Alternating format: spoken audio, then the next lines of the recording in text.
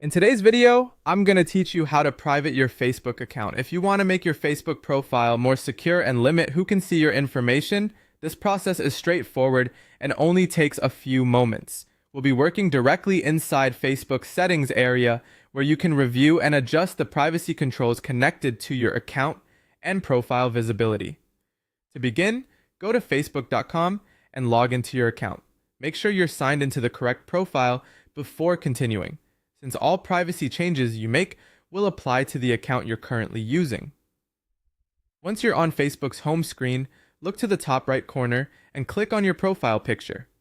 This opens the main account menu where Facebook places several important options related to your profile, settings, and overall account controls. From that menu, choose Settings and Privacy, and then click Settings. This will take you to the main settings page, which is where Facebook lets you manage a wide range of account preferences. If you've never explored this area before, don't worry, the sections are organized so you can move through them one at a time. Next, click Privacy and then go to Audience and Visibility. These are the key sections for making your Facebook account more private. This is where you can control who is allowed to see your posts, profile details, friends list, stories, and other activity connected to your account.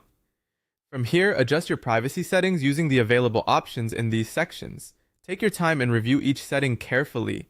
In general, you'll want to choose options that reduce public visibility and limit access to people you trust.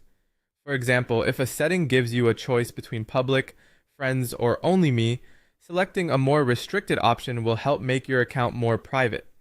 It's a good idea to go through these settings slowly rather than changing everything too quickly. Some controls affect future posts, while others may affect profile information or who can find you on Facebook. Reviewing each one carefully helps you avoid accidentally sharing more than you intend. After you finish adjusting your settings, Facebook usually saves the changes automatically. You can then back out of the settings menu and continue using your account with updated privacy preferences in place.